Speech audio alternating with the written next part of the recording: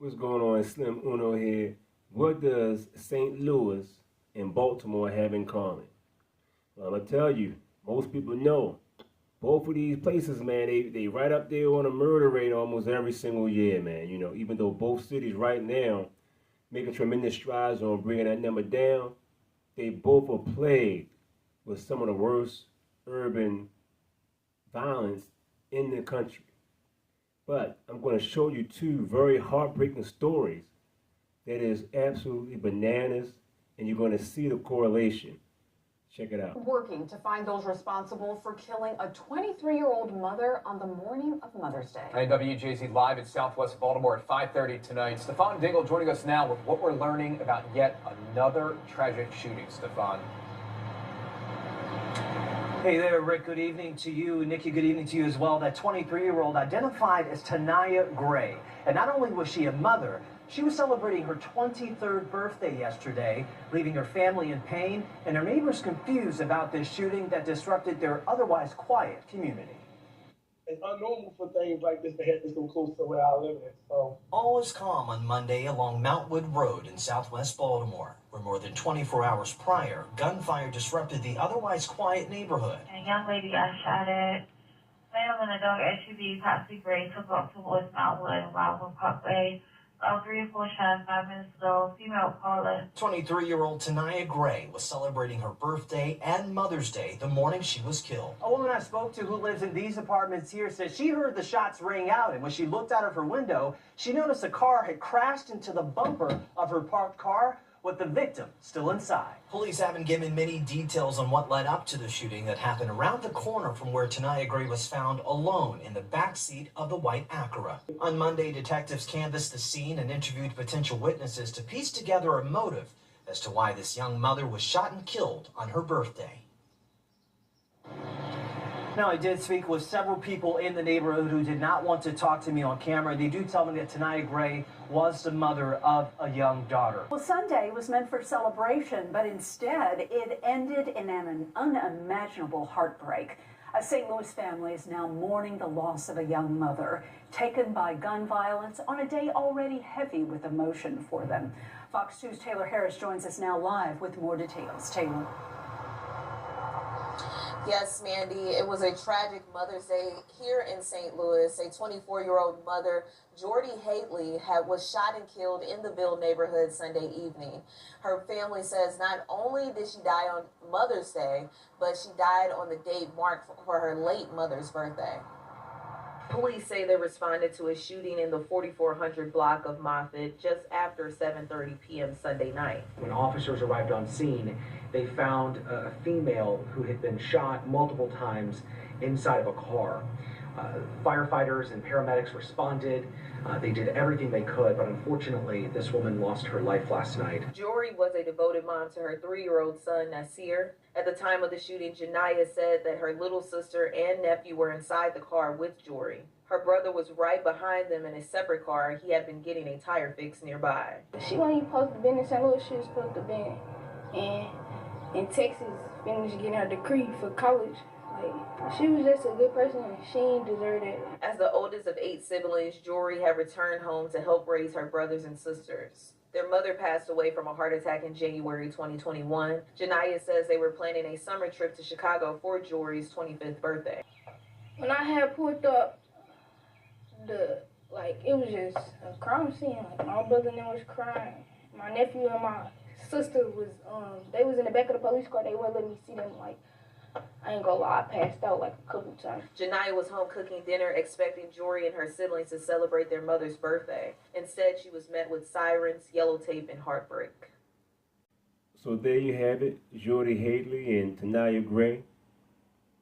Only 1 year apart. Taniya was 23, Jorre was 24 years old. She had a son. Taniya had a daughter.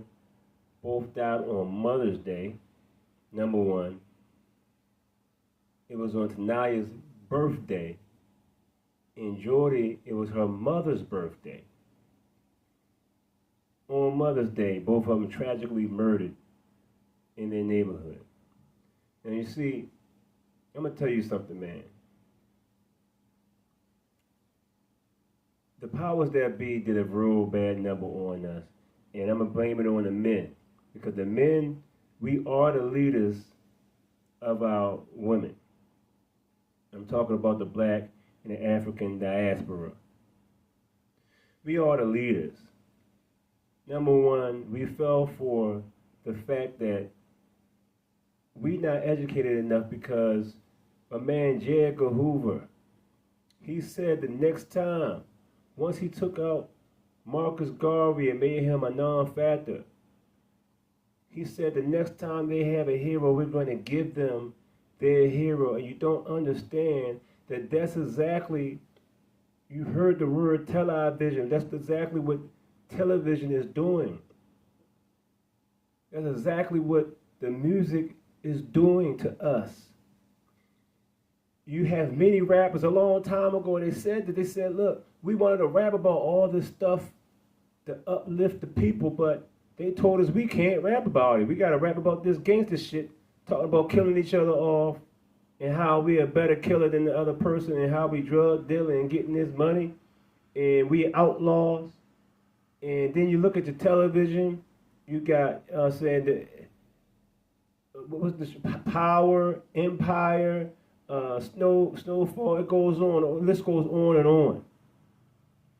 All this stuff is glorifying nothing but black people being in the most, you know what I'm saying, being heroes is for being street legends, basically. And the same thing going on in the music. It's just all around us. You know what I mean? And it's by a system that they made it this way.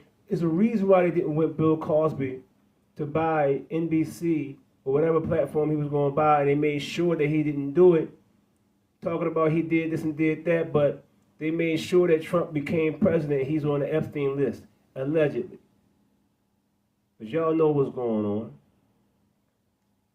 They get away with doing, you got Hugh Hefner, man, I don't even want to, when you compare, that's what Bill Cosby was partying with. But when he wanted to sit there and buy that platform so he could put nothing but positivity on television, this is exactly when they executed their plan to take him down. Soon as P. Diddy, and you know what I'm saying, I'm not a big fan of what I don't know what the hell P. Diddy did. I do think that this man is dangerous, but at the same time, soon as he spoke up and said, hey, black people need to have some type of unity, and I can get into that a little bit later, this is when he got attacked. I'm not going to get into all that now, but what I'm saying is we fell for it. Everybody got to be the biggest gangster, the biggest killer, and it has been nothing but poison to our people. What don't y'all understand? This was a plan. It's not by mistake. When are we going to wake up? Our black women are the least protected around the world. And I'm going to tell you something. Even though I am a United States citizen, of course, and just like a whole lot of history that, you know what I'm saying, black people, they served this country in order for this country to become what it is today. But let's make no mistakes about it. This is a European country. That's exactly the reason why they put the puppet in place that can get the job done, to make sure that he deport all the Latinos out of here because they're taking over the United States with the population.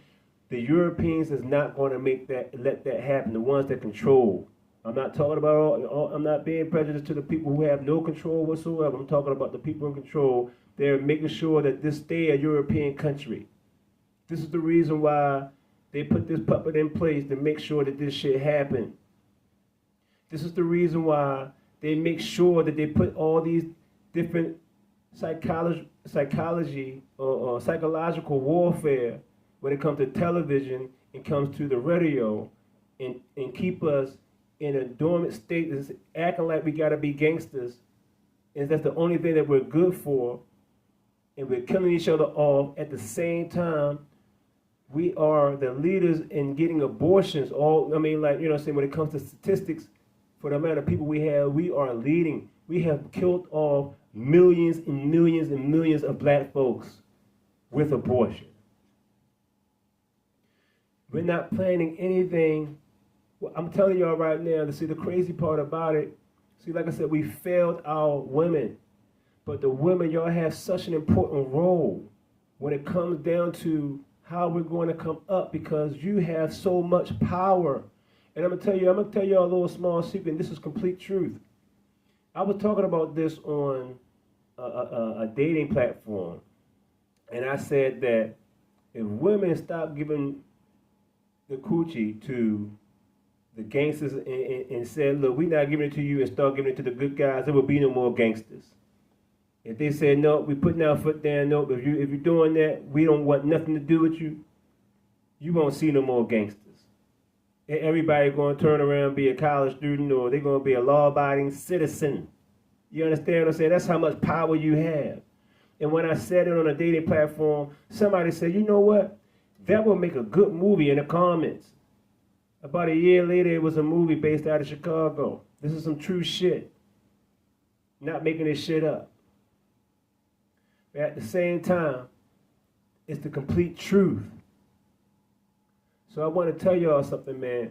We failed our women. The reason why they are outside acting the goddamn fool is because the men did it first. These women are crying out to us. And I'm going to tell you, I don't want to make this video too long. I'm going to talk about some other points later on.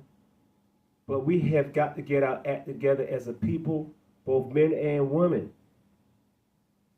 Now our women are dying in the streets at a rapid number. This used to be a taboo thing where the women, you know what I'm saying, were off target. They were not a target. You know, they wasn't even supposed to be involved in anything that had to do with the streets. They were the ones that just kept the house cool. In the old school days, the men handled all that. You kept the women completely out of it. Now with the music and the way things are going on television and the images that you see, the women want to be a part of it. And I'm not saying these ladies had anything to do with it. I have no clue. But what I'm saying is that's one of the reasons why a lot of our women are dying in the streets as well, because they want to be down. They seeing these images that the ladies are portraying on the music videos and just in music in general, the things that they are saying, the things they are teaching. And they see the television shows where they got to be that you know what I'm saying, that partner that got that gangster back. And they are dying for it in the streets, I'm telling you. Because the streets don't play fair when it comes to anybody involved in the dirt. If they got to take you out, they're taking you out. Don't matter if you're a woman no more. You know what I mean? That's the reason why in the past, the women were kept away from this bullshit. Now they knee deep into it. They were always involved, but it's a different level. You understand what I'm saying? We have got to get our act together, and it's the men's fault, number one. We got to stop thinking that the only thing we're good for is being gangsters, because the world is being operated all around us, and we have no control whatsoever.